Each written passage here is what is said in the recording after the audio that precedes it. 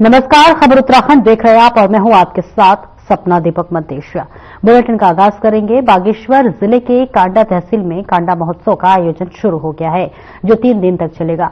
CM Dhami भी इस कांडा महोत्सव में शामिल हुए और इसी के साथ उन्होंने इस मेले का शुभारंभ भी किया।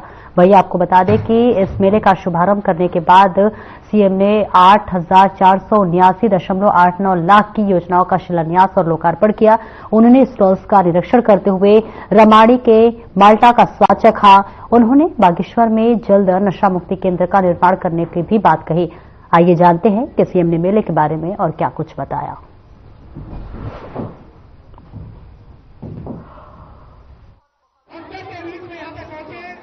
महोत्सव इस क्षेत्र के विकास के लिए, यहाँ के बच्चों के लिए, यहाँ के कलाकारों के लिए और यहाँ की मातृशक्ति के लिए बहुत एक अच्छा महोत्सव है, जहाँ पर वो अपनी कला का प्रदर्शन कर सकते हैं, अपने स्टॉल लगा सकते हैं। व्यापारियों को और हमारे हुनरमंद लोगों को सभी को एक अच्छा मौका देते हैं और इसको ये हमारी सांस्कृतिक जो हमारी धरोहर है उसको भी आगे बढ़ाने का काम करते हैं। हमारे चूंकि पहले के समय में मेले होते थे, बड़े बड़े लोग इस प्रकार के साधन संपन्न नहीं होते थे और आज के समय में भी अब इनकी एक बड़ी शुरुआत हो रही है और राज्य के अंदर हम ऐसे इस प्रकार के महोत्सवों लगातार उनको प्रोत्साहित कर रहे हैं, उनका प्रोत्साहन कर रहे हैं। स्वयं भी मैं भी शामिल होता हूं समय समय पर, जहां जहां भी मैं जा पाता हूं।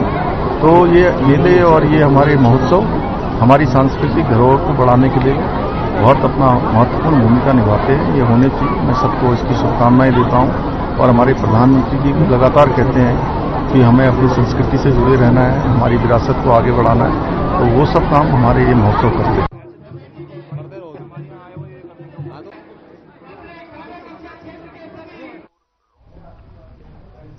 और बीजेपी ने निकाय चुनाव की तैयारियों से जुड़ा बड़ा ऐलान किया है। आपको बता दें, बीजेपी ने निकाय चुनाव के लिए सुपरवाइजर नियुक्त कर दिए हैं। पार्टी की ओर से इसकी सूची जारी कर दी गई है। प्रदेश मीडिया प्रभारी मनबीर सिंह चौहान ने कहा कि नगर निगम, नगरपालिका और नगर पंचायतों में संगठन की ओर से वरिष्ठ नेताओं को सुपरवाइजर की जिम्मेदारी दी गई है।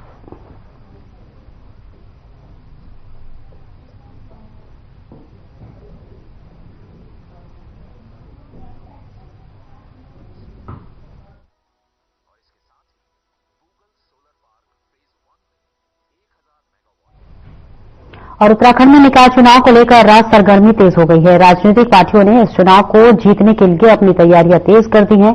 पार्टियों में बैठकों का दौर लगातार जारी है, लेकिन इस बीच कांग्रेस प्रभारी पर एक बार फिर सवाल खड़े होने लगे हैं। जहां कांग्रेस प्रभारी कुमारी शैलजा चुनावी तैयारियों को लेकर ऑनलाइन मीटिंग तक ही सीमित दिख रही हैं, जबकि आपको बता दें कि बीजेपी में लगातार बैठकों का जो दौर है वो जारी है।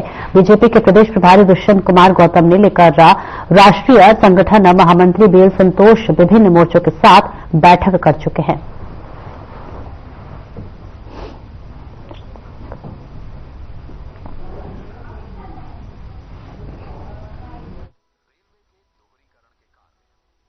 हमारे देखिए, मैं पार्टी का प्रदेश अध्यक्ष हूं और मेरी जो जिम्मेदारियां हैं मैं उनको कर रहा हूं। लगातार हम बैठकें कर रहे हैं, हमारे प्रभारी लोग बैठकें कर रहे हैं और हमारी जो राष्ट्रीय प्रभारी हैं हमारे आदरणीय शैलजा जी और आदरणीय शर्मा साहब और प्रकट सिंह जी, वो लगातार जूम मीटिंग्स के माध्यम से हमारे से टेलीफोनिक कन्वर्सेशन से हम लोग को दिशा निर्देश दे रहे हैं और हम जिस दिशा निर्देश को उनसे मिल रहा है उसका पालन करते हुए हम काम कर रहे हैं। अभी बाई इलेक्शन भी तो हमने उन्हीं के निर्देशन पे, उन्हीं के सलाह पे लड़े और हम जीते। केदारनाथ में थोड़ी सी कुछ चूक हो गई, लेकिन ये कहना कि फिजिकली होके होना, क्योंकि ये आधुनिक समय है।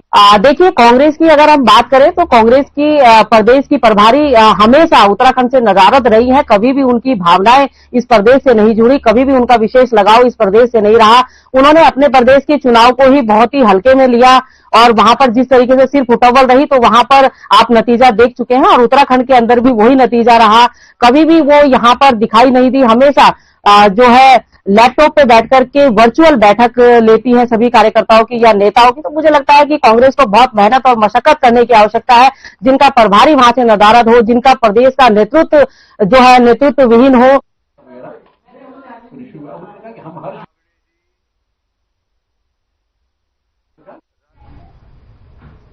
और ओबीसी आरक्षण के अध्यादेश को मंजूरी मिलने के बाद सरकार ने आरक्षण की नियमावली तय कर दी है, जिसे लेकर शहरी विकास विभाग ने अधिसूचना जारी कर दी है। वहीं नगर निगम, नगर पालिका, नगर पंचायत के अध्यक्ष पद पर आरक्षण की स्थिति को लगभग साफ कर दिया गया है।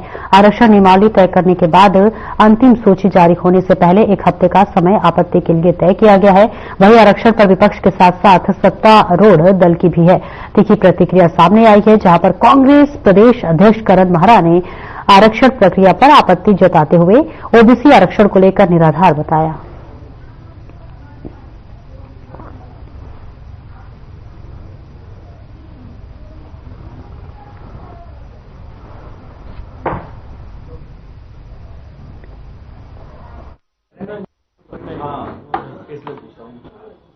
पंचायत में ना नीचे से ऊपर कराए। आरक्षण के मुद्दे पर महत्वपूर्ण 3 विषयों पर मैं बात रखना चाहूंगा। एक तो जो हमारे प्रदत्त अधिकार हैं संविधान से या जो आज तक चलता रहा है, उस पर बड़ा कुटाराघात भारतीय जनता पार्टी और उसकी सरकार ने किया है। इन्होंने नगर पालिकाओं में ऐसी नगर पालिकाएं जिनमें 10,000 से कम संख्या एससी की है, उनको आरक्षण से बाहर कर दिया है। ये लोगों के मौलिक अधिकार का हनन है और मुझे लगता है कि जो असली चेहरा है भारतीय जनता पार्टी का, एससी को लेकर इनकी जो सोच है वो इससे परिलक्षित होती है। दूसरा, आरक्षण जो लागू करने का इन्होंने जीवो जारी किया, उसमें मेरा ये कहना है कि हमारी विधानसभा की अवमानना है। जो 70 विधायक चुन के आए हैं विभिन्न क्षेत्रों से, जनप्रतिनिधि हैं, उनकी अवमानना है। पंचायत में ना नीचे से ऊपर कराया, पंचायत में ना नीचे से ऊपर। और वहीं नगर पालिका अल्मोड़ा को नगर निगम बनाए जाने के बाद और नगर निगम चुनाव के आरक्षण संबंधी अंतरिम सूची जारी होने के बाद अब पार्टियों में दावेदारों की लाइन लग गई है। आपको बताते चले कि अल्मोड़ा नगर निगम में मेयर पद पर राज सीट महिलाओं के लिए आरक्षित होने से महिलाओं में काफी उत्साह का माहौल बना हुआ है और यहां कांग्रेस में बड़ी संख्या में महिला दावेदार होने से कांग्रेस के लिए ये सरदर्द हो सकता है। वहीं क्षेत्र में कांग्रेस जिलाध्यक्ष भूपेंद्र भोज के नेतृत्व में एक बैठक भी की गई, जिसमें एक उम्मीदवार पर राज सहमति पर चर्चा की गई है। हालांकि ये पहली बैठक है जिसमें अब 9 लोगों ने दावेदारी ठोकी है।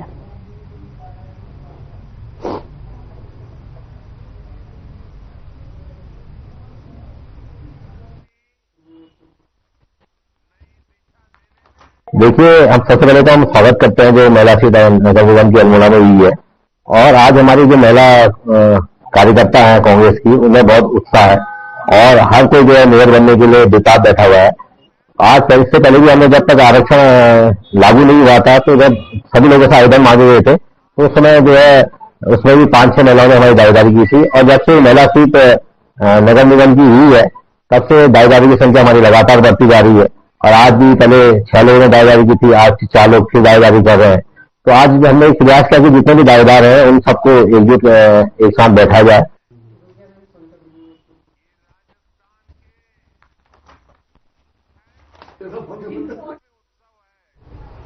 और निकाय चुनाव नजदीक है और इसके लिए बाकायदा शासन की ओर से पदों के आरक्षण की सूची भी जारी हो गई है। वहीं नगर पंचायत धराली के देवराड़ा का वार्ड के निवासियों ने देवराड़ा के नगर पंचायत के पृथक करने की मांग को लेकर चुनाव बहिष्कार का ऐलान किया है। इससे पहले भी लोकसभा चुनाव से ठीक पहले देवराड़ा वार्ड के वासियों ने अपनी इसी मांग को लेकर शासन प्रशासन को ज्ञापन भी भेजा था और साथ ही लोकसभा चुनाव का भी पूरी तरह से बहिष्कार किया था। वहीं थराली विधायक मुपाल राम टमटा ने देवराड़ा पहुंचे और जहां पर ग्रामीणों को आश्वस्त करते हुए कहा कि देवराड़ा वार्ड को नगर पंचायत से पृथक करने की मांग को लेकर सीएम से बातचीत का आश्वासन दिया।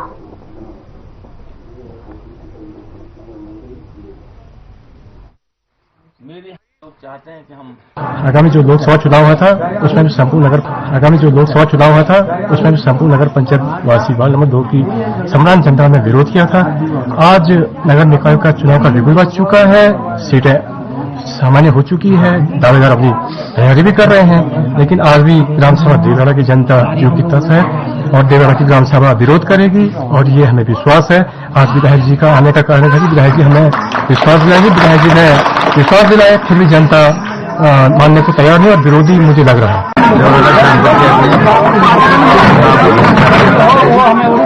और कल मुझे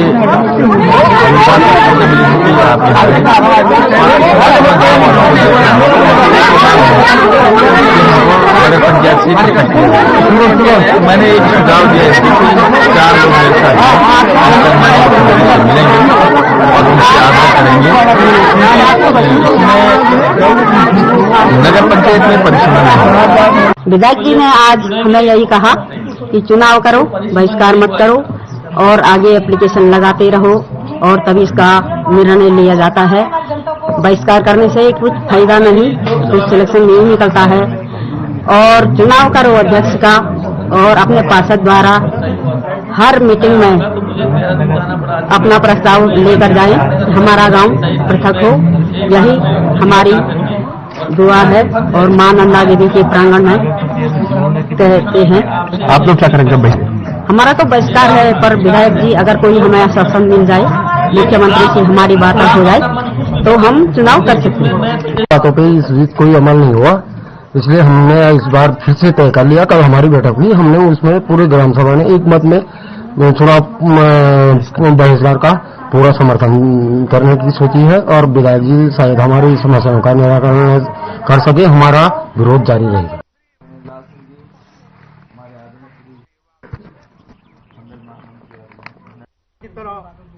फिर इसमें ये काम बहिष्कार करें।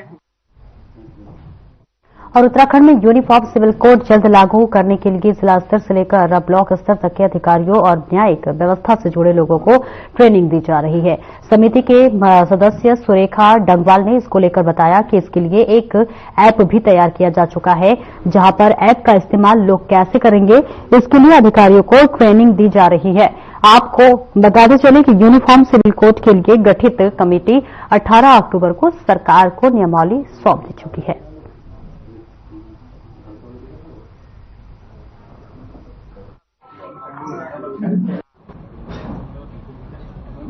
जो रूल मेकिंग कमेटी थी उसने 18 अक्टूबर को अपने रूल्स और रेगुलेशंस सरकार को जमा कर दिए थे।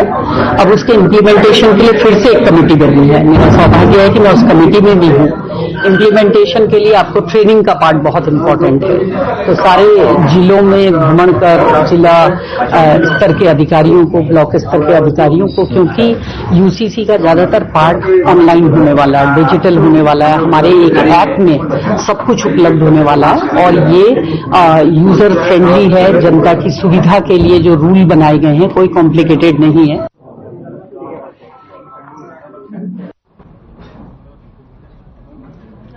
अभी जब पूरे जिले कवर हो जाएंगे। और 1971 को हुए भारत पाकिस्तान युद्ध में मिली विजय की स्मृति में पूरे देश में विजय दिवस मनाया गया। वहीं सीमांत खटीमा में भी भूतपूर्व सैनिक संगठन ने तहसील परिसर में विजय दिवस हर्षोल्लास के साथ मनाया। इस मौके पर 1971 के भारत पाकिस्तान युद्ध में वीरगति को प्राप्त हुए शहीद सैनिकों की एसडीएम रविन्द्र बिष्ट और संगठन के अध्यक्ष रिटायर्ड कैप्टन गंभीर सिंह धामी ने पुष्प चक्र अर्पित कर श्रद्धांजलि दी और साथ ही युद्ध की स्मृतियों को भी पूर्व सैनिकों ने अपने साथियों के साथ साझा किया है। और इस मौके पर शहीदों की वीरांगनाओं को शॉल ओढ़ाकर सम्मानित किया गया।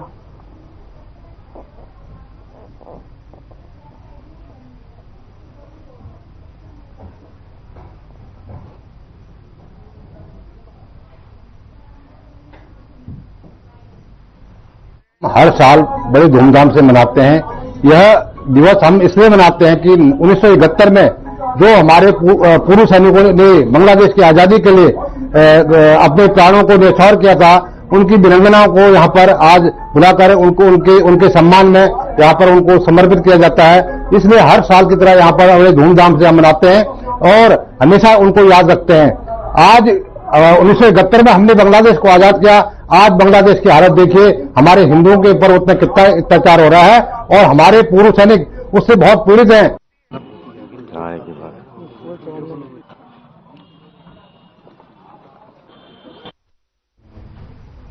और ऋषिकेश के शिवाजी नगर राम में नई सीवर लाइन बिछाने को लेकर कार्य शुरू हो चुका है। निवर्तमान पार्षद जय शुराना ने स्थानीय लोगों के साथ मिलकर विधि विधान के साथ पूजा कर कार्य का शुभारंभ किया। सीवर लाइन मिलने से क्षेत्र के लोगों को सीवर लाइन की सुविधा मिलेगी। वहीं 6 साल से लोग सीवर लाइन बिछाने की मांग कर रहे हैं।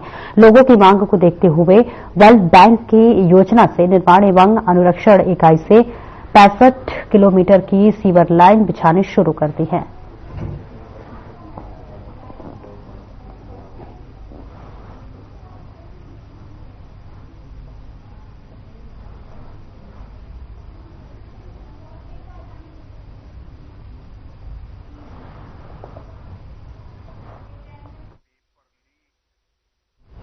देवभूमि विकास संस्थान की ओर से पहली बार आयोजित की जा रही गंगधारा विचारों का अविरल प्रवाह व्याख्यान माला को शुरुआत 21 दिसंबर को मुख्यमंत्री पुष्कर सिंह धामी दोन विश्वविद्यालय के डॉक्टर नित्यानंद ऑडिटोरियम से करेंगे।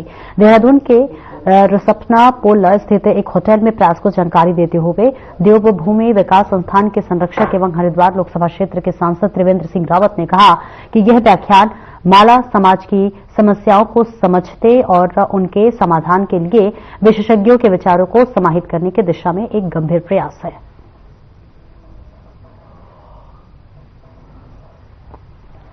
प्रकार हम एक ब्लूप्रिंट तैयार करके सरकार को जन्म देने ये एक विचार देने का काम करेगी, एक थॉट देने का काम करेगी। मुझे लगता है कि बहुत अच्छा होता है जब कोई विचार होता है उसके साथ अगर राजनीतिक इच्छा शक्ति जुड़ जाती है तो वो बहुत परिणामकारी हो जाती है और बहुत जल्दी स्प्रेड होती है। तो अगर राजनीति लोग या सरकारें उसमें सहयोग, क्योंकि हम आज के लिए नहीं कर रहे हैं, मैंने कहा है ये विचारों का आदान प्रदान है, ये हर चीज डॉक्यूमेंटेड होगी, हर चीज शुरू से लेकर आखिर तक इसको सब।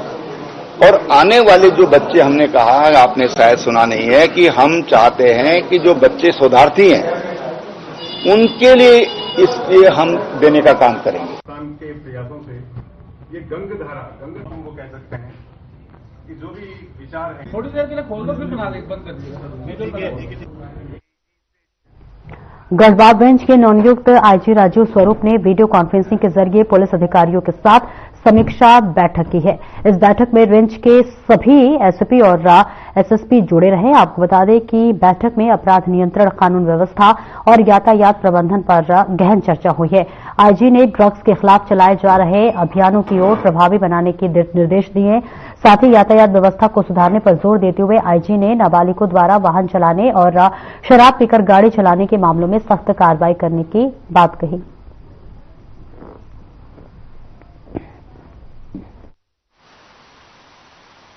आज हमारे पूरे रेंज स्तर के पे ये मीटिंग हुई, जिसमें कि हमारे जितने भी एसएसपी एसपीज थे वो कनेक्टेड थे।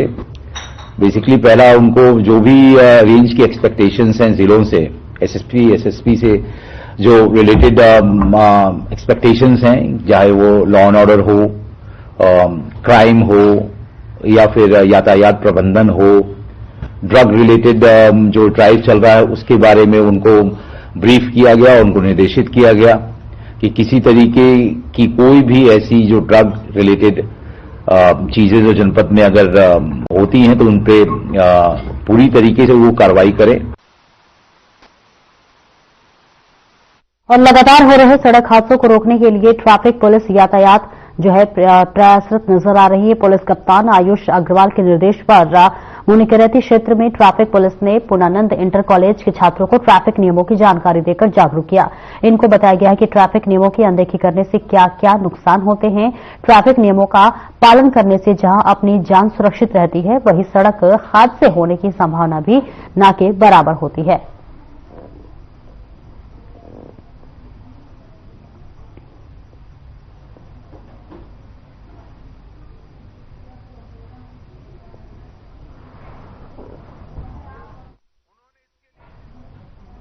और ऋषिकेश के आवास विकास स्थित विद्या मंदिर इंटर कॉलेज में कानून की पाठशाला लगी है, जिसमें कि ऋषिकेश की न्यायिक मजिस्ट्रेट नंदिता काला और अभिषेक मिश्रा पहुंचे। उन्होंने स्कूल के सभी छात्रों की कानून की जो है जानकारी देकर जागरूक किया। वर्तमान समय में हो रहे साइबर फ्रॉड और बढ़ रहे सुसाइड के केस को लेकर भी जानकारी दी है। वहीं दोनों जजों ने छात्रों को बताया कि यदि किसी भी प्रकार का उत्पीड़न किसी व्यक्ति का हो रहा है तो वो कानून की मदद ले सकता है। वहीं मध्यम वर्गीय और गरीब परिवार के लोग कानून और अपने अधिकारों की जानकारी निःशुल्क प्राप्त कर सकते हैं। जानकारी के अभाव में कई लोग कानून की मदद लेने से वंचित रह जाते हैं, इसलिए इस प्रकार कानून की पाठशाला लगाई जाती है।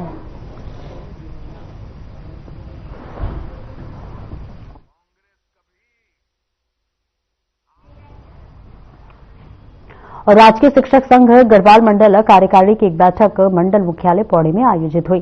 बैठक में सभी विकास खंडों और जनपदों के अधिवेशन कराने को लेकर चर्चा की गई। बैठक में अधिवेशन करवाने को लेकर सहमति बनी है। साथ ही शिक्षक संगठन के साथ ही अंतर मंडलीय स्थानांतरण को लेकर सरकार के साथ हुए समझौते के अनुसार जल्द ही सकारात्मक कार्रवाई न होने पर 18 दिसंबर के बाद निदेशालय में धरना प्रदर्शन करने का निर्णय लिया गया है और बैठक में शिक्षकों की विभिन्न समस्याओं को लेकर भी चर्चा की गई है। बताया गया है कि जिन जनपदीय कार्यकारिणियों का कार्यकाल खत्म हो चुका है, बैठक में उनके चुनाव करवाने को लेकर भी सहमति बनी।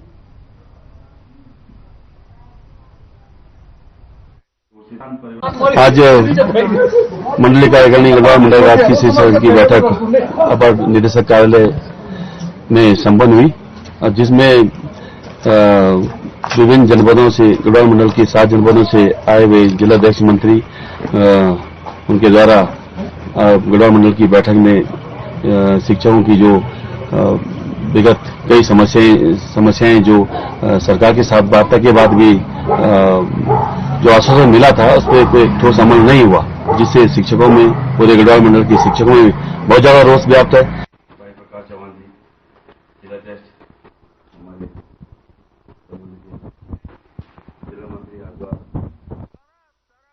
और वहीं प्रदेश के वन महकमा के मुखिया धनंजय मोहन अल्मोड़ा दौरे पर हैं और इस दौरान उन्होंने शीतलेख में स्याही देवी के सघन वन क्षेत्र का निरीक्षण किया है।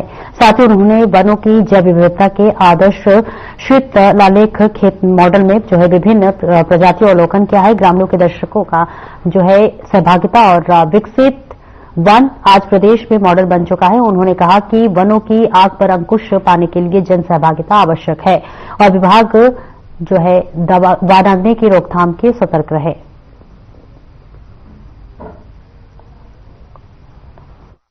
नुकसान कर देना ना, इसको तो ऊपर से नीचे सब कुछ किया जा रहा है, लेकिन उसका एक बहुत बहुत महत्वपूर्ण जो अंग है वो है कि यदि स्थानीय स्तर पे लोग जुट जाएं, आग को न लगने दें, लग जाए तो तुरंत बुझाएं और ऐसी परिस्थिति पैदा करें कि आग लगे ही ना, जो कि यहाँ पे हम देख सकते हैं।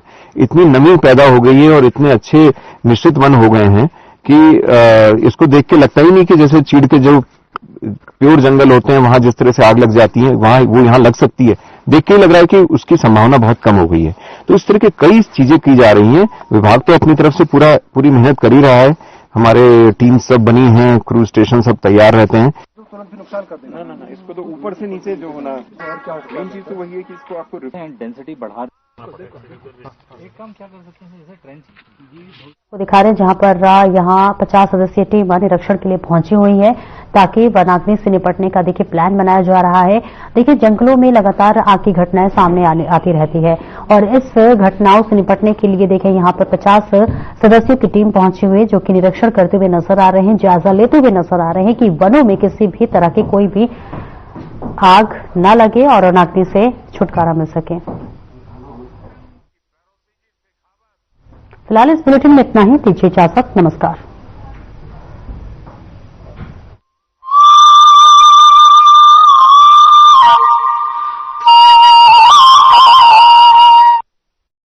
क्या रंग खिला